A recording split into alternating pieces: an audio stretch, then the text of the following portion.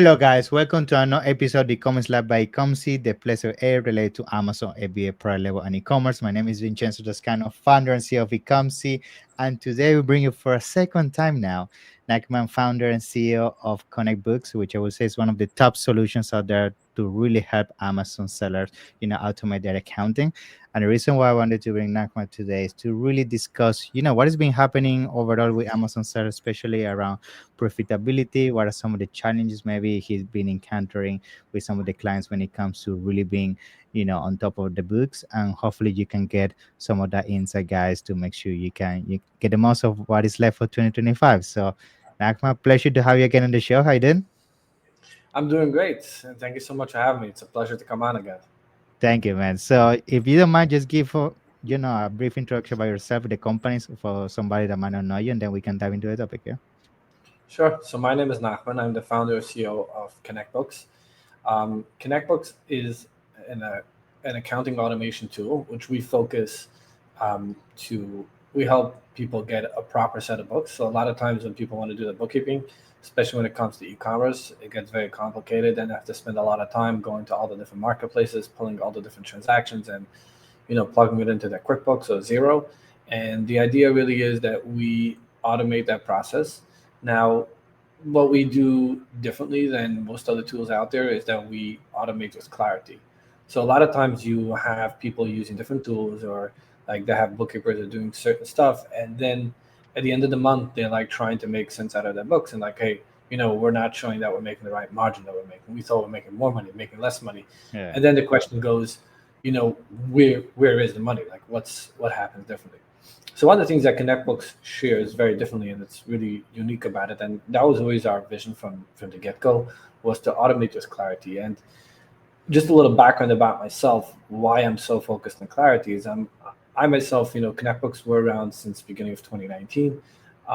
Prior to that, I was a CFO of a large wholesale business, and I'm also an accountant. I do hold a master's degree in accounting. So I've been doing accounting, since, was my first career. Doing it already for like 13 years. And the time where I've worked as a CFO, one of the stuff that were really valuable is besides providing reports and accuracy to the shareholders and the business owners or the managers, part of the thing always was like, where's the money? Like, okay, so we made money, but where did it go? Or like, if we didn't make money, then the question was, why not? And I was spending a lot of time trying to get to the bottom of it and figure it out. And then what happened was when I left and I started my own bookkeeping company, which we focus on small to medium sized businesses. So we run we run a bookkeeping company alongside our platform. But the idea was not just to do bookkeeping, because that I felt like, there's a lot of competition out there, and that's what a lot of people do. For me, it always was, I wanted to have more of an edge. And my edge was, helping people really understand the books, not just doing the books, but really helping them understand it. So our focus was always was to give people clarity from day one. And then, we started, I started my bookkeeping business back in 2017, and then we started to work with e-commerce sellers. And that's when, I realized, this could be a good opportunity to, build out a software, because we can do the same thing, the same service we're going to get from one person, we can do for a lot of people through automation and having the right technology. So that's really where the idea of ConnectBooks came. And the reason why I like to put on my background and the reason why I like to focus important is that a lot of times it happens with sellers is that they kind of like, they look for certain tools that are going to they look for certain tools that are going to help them. But the problem is that if you're not an accountant, and it's really hard for somebody who's not an accountant to do a proper Yeah. bookkeeping. It's like having a Ferrari but not knowing how to drive. Yeah, like I, for example, cannot run an Amazon agency because I don't know how to run an Amazon agency. I've never sold on Amazon. I don't know how to run an Amazon, but I have spent so much of my, so much time in the last 7-8 years in doing, automating accounting for Amazon sellers, talking to sellers, understanding what's the problem, understanding where they're going wrong, understanding what they want to see. I actually just got off a call before an hour and a half. I was having a seller, we were digging through his books, understanding the margin. He's like, I'm trying to understand, how much inventory I have compared to my loans, making sure I'm heading in the right direction. Now, with the proper set of books, you're able to get the proper clarity. So my mission has always been about clarity. And when it comes to automation, the focus was not just, there's something called, they say, garbage in, garbage out. The focus wasn't about just getting the data in there. The focus was to give sellers the right clarity, that they understand every month how well their business is doing. If they're making money, they want to understand where they're making. If they're losing, they want to understand where they're losing. And in that, we have like additional two factors that we go into. One is that we like to focus a lot on SKU profitability. So really, the idea is, I know I'm like jumping a little bit on the time, but I Sure. think it's an interesting topic, because this is the way I look at it these days. Is that I always get a question. People ask me, like, if I'm making a product 20% profit, is that a good margin or not? So the Hmm. answer is, there's no such thing as a good margin. Why? Because if, let's say, you're doing $500,000 in sales, and let's say your profit margin is, let's say you have a 20% margin gross, so your gross margin is $100,000. Now, if you're working out of your basement, that's a very nice margin. Yeah. But if you're running a team of 10 people, no, you're in the red, right? So the answer is that in order to tell somebody what the right margin needs to be, it really depends on their overhead. So the first thing that we try to do, and one of the things using automation will help you understand what is your overhead. And now, when you understand what your overhead is, you know what your break even point needs to be. So, for Yeah. example, let's go back to the previous case. Let's say I do $500,000 in sales. Let's say my overhead is $50,000 a month. So I know, if you take your overhead, I know that, let's say, when I do let's say 250,000 sales and I make 50,000 profit, then I broke even. When I get a 500, we made $500,000 in profit. We made 50,000 profit. So the idea that we're trying to figure out is like, what is your break even point? What is the margin that you need to have? Where's the margin that you need to be? And then another thing that we also like a lot to focus on, which this is actually almost, I find interesting, that nobody talks about. And the reason, I just had to make up my own reason why nobody talks about it, and I decided, because it's just very complicated, Hmm. is inventory age. So what Yeah. I've seen a lot of sellers lose out a lot of money is that they have inventory that sits around for too long. So the problem is that when you sell a product, you have your, so when you go over your numbers at the end of the month, whether you're looking on a tool like Sellerboard, or whether you're using ConnectBooks, or whether you're losing at your QuickBooks, and you look at the products that sell, the problem is they don't show you the products that don't sell, right? So how much money is buried in the inventory that's selling in 3PL? How much money is buried in AWD or in all the other places? We give you a full picture of your whole inventory, but the beautiful thing is that we break it down by how many days it's been laying around, and we also tie in the dollar amount. So, for example, if you have $2 million worth of inventory, I can tell you right away, a million of it is laying here more than 120 days. Like, let's say I was talking before with that customer who had $3.5 million worth of inventory, but a 1.2 was laying past 4 months. So the question is, why is it here? Now, every other product had a different story, but that kind of data I haven't seen in any other tool. My assumption is just too complicated for other people. Yeah, It I agree. requires bookkeepers. Yeah. Yeah, I went Yeah. overtime. I got to No, give them I my love best. it. I love it. I think you dropped so many bombs, and I actually those are some of the things that I want to start, as an opportunity to proceed with some of the questions I had, because some of the things you're mentioning are some of the main reasons why people ask themselves, where is the money going? And I think inventory is one of them. I think people, first of all, they're setting a lot of inventory all the time, but I think even from an accounting perspective, they also don't know how to time when to buy inventory, so they can even be efficient with the taxes and things like that. So I guess, out of curiosity, beyond this situation that you just described with inventory, like, what are some of other things you see sellers doing on a daily basis, from an accounting perspective, that essentially justify why they can see profit on paper but they don't see on the bank account? What are things you also see people doing? So I have a very interesting analysis. I have been in this space since 2019, before COVID started, and COVID hit, and there was a lot of fun in the COVID days. I mean, not fun for people, but fun like on the Yeah. e-commerce side. A lot of aggregators, and e-commerce was spiked. And I mean, the beginning COVID was like everything came to a standstill, but then everybody realized that everybody's staying home. you know, e-commerce spiked like crazy. A lot of aggregators. There's a lot of things going on, during COVID. And what was interesting, what I realized was that there was a lot of people who went into business in COVID times. Some people got laid off and had no choice and just had to open up a business. And Amazon is easy. And recently, we have seen a lot of sellers go out of business. So And the real question I always have is, what do the people who stay in business do differently than the people who don't stay in business?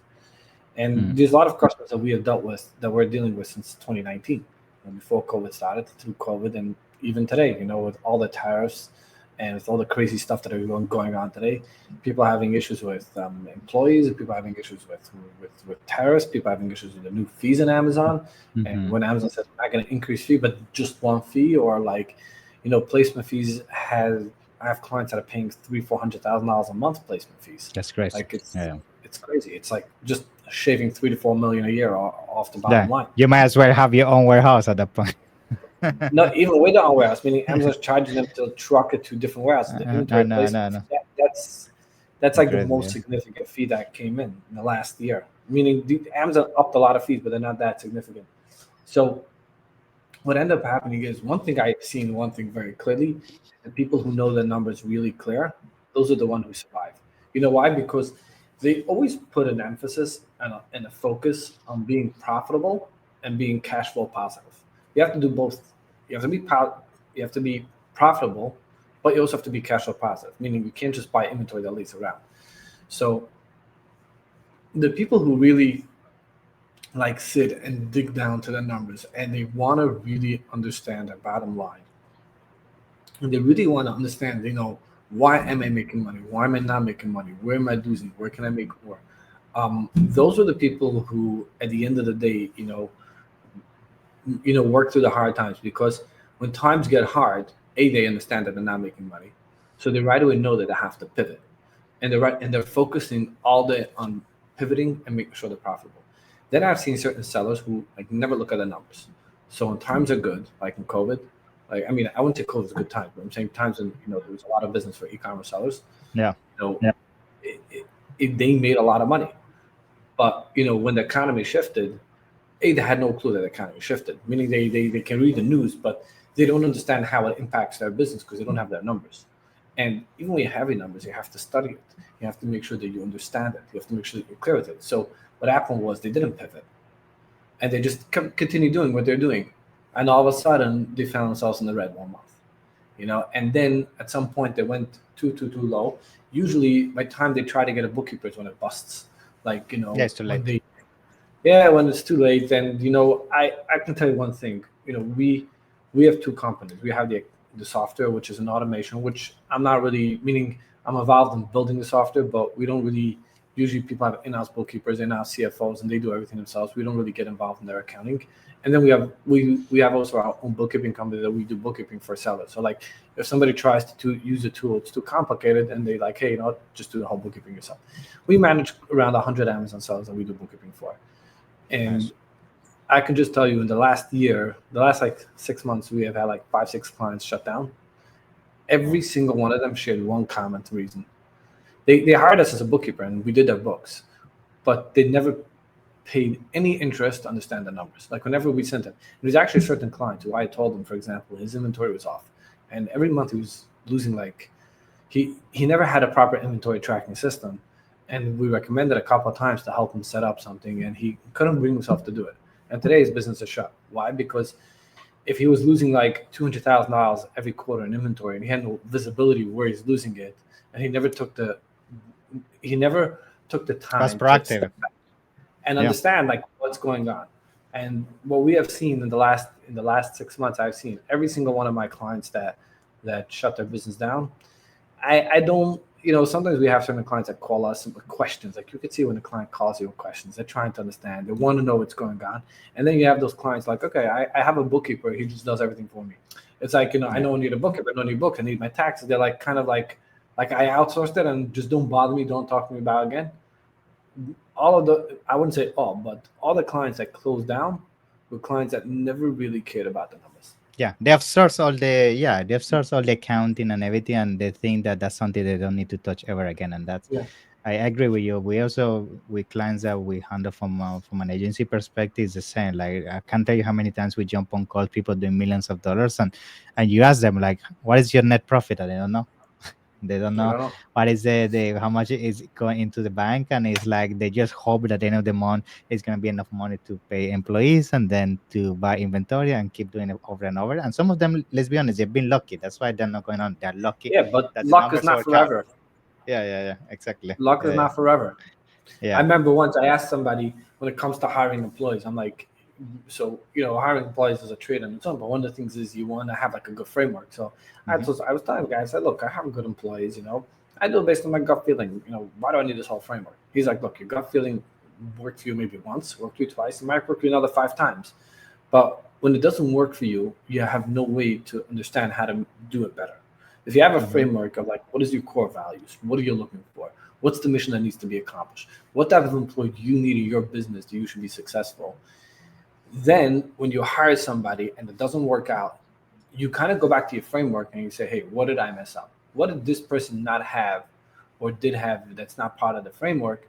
And then you tweak it and better. And the goal is after a couple of times, you have a solid framework and you should be able to, hire the right people.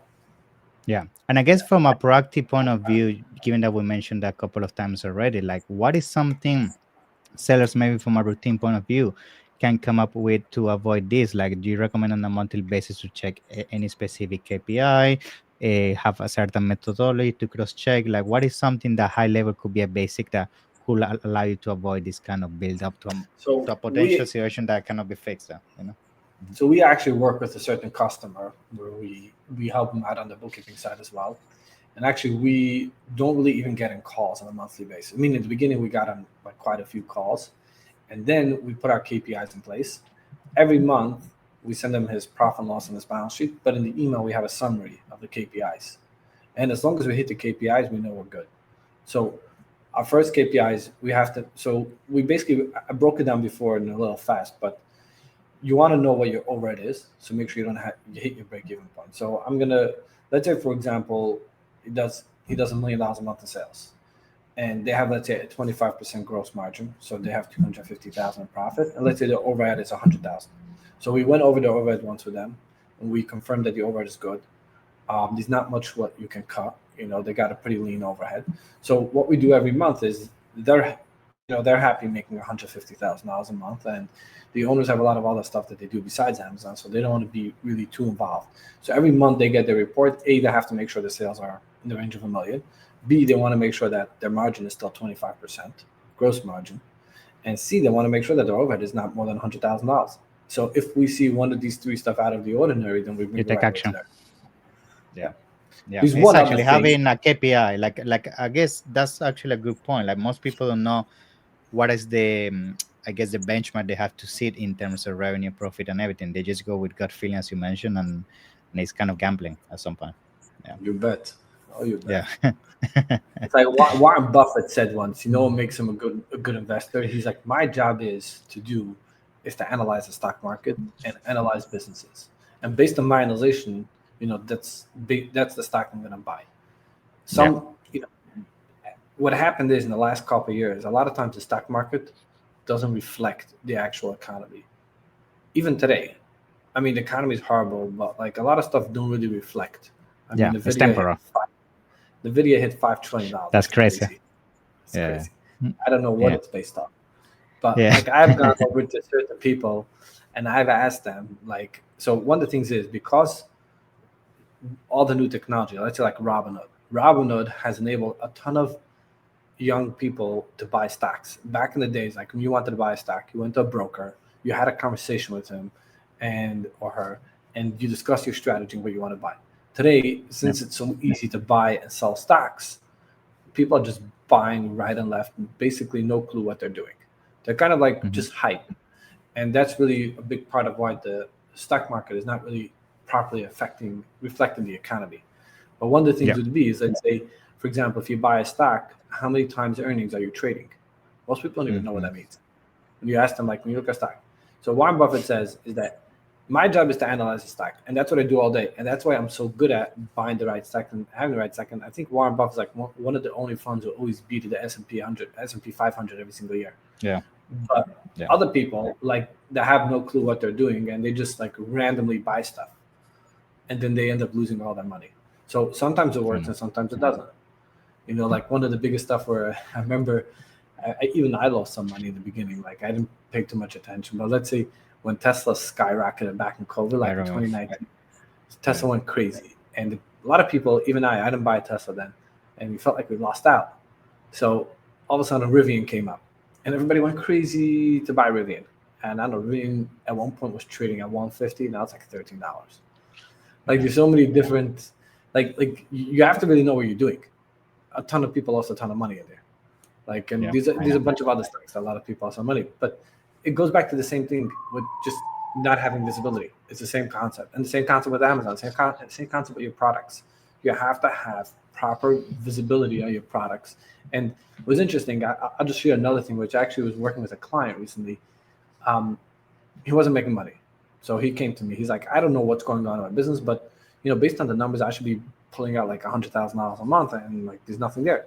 So we sat down, we set him up, and whatever, and then we went over. We had a call with him. So it turns out he was actually selling at Walmart. So he buys a product, let's say for $10, and he let's say wants to sell it for 30.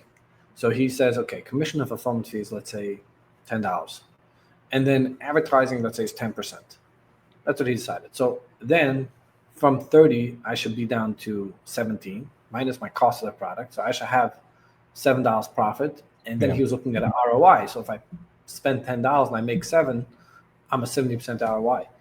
The problem was there was a bunch of other fees that he was missing. He, for example, first of all, his ads were not 10%.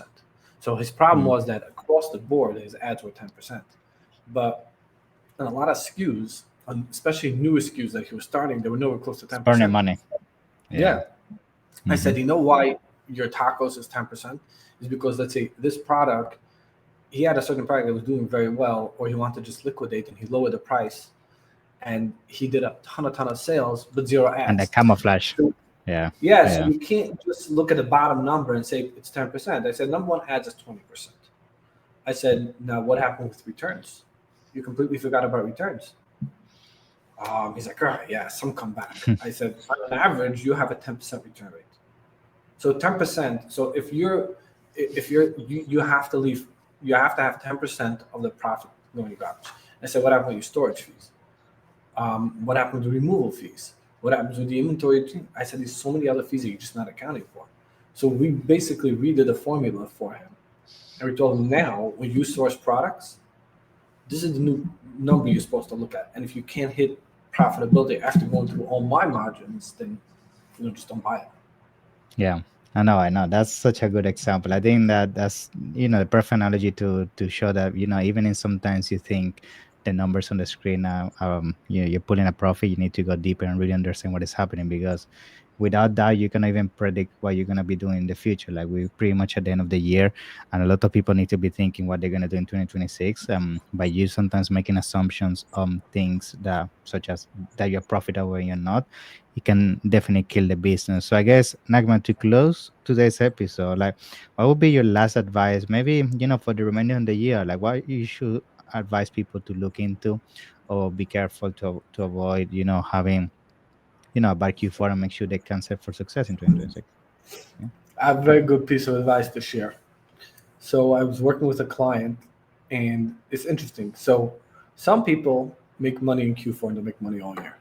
But that kind of business model is dwindling because Amazon's not more the gold rush that it used to be back in the days. I mean, if I can say so.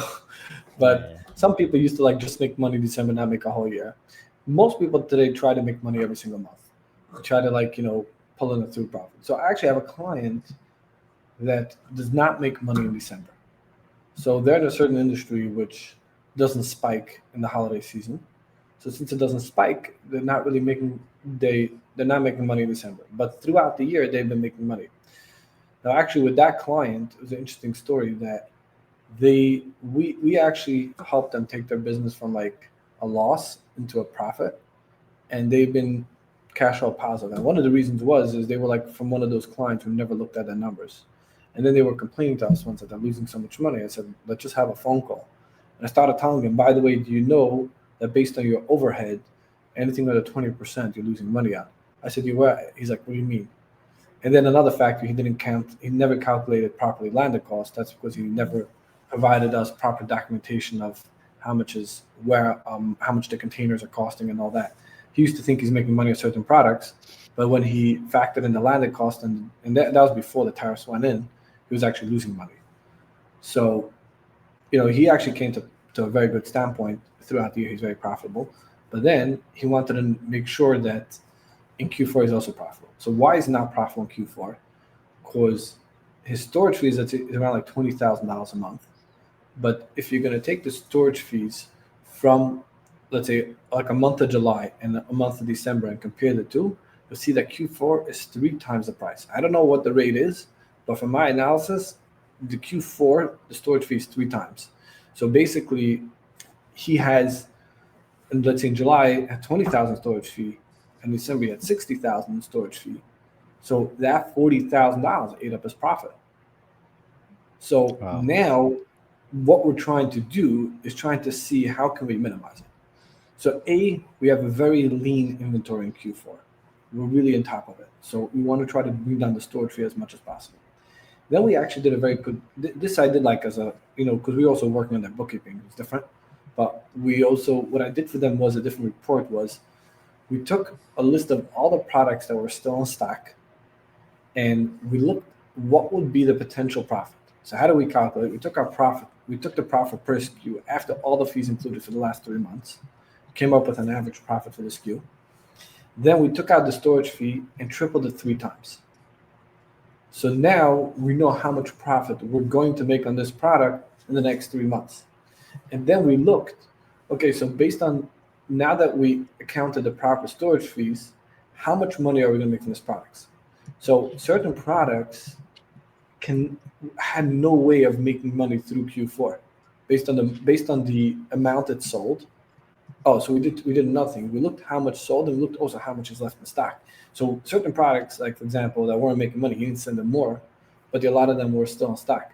So what we did is we looked on what our potential profit is. We made a bunch of removal orders. Now, certain products do make enough money that he was able to eat the Q4 storage fees. But then there's certain products that don't. So what we're trying Yeah. to do, the products that really don't make, so then we have to look into another problem is the ranks.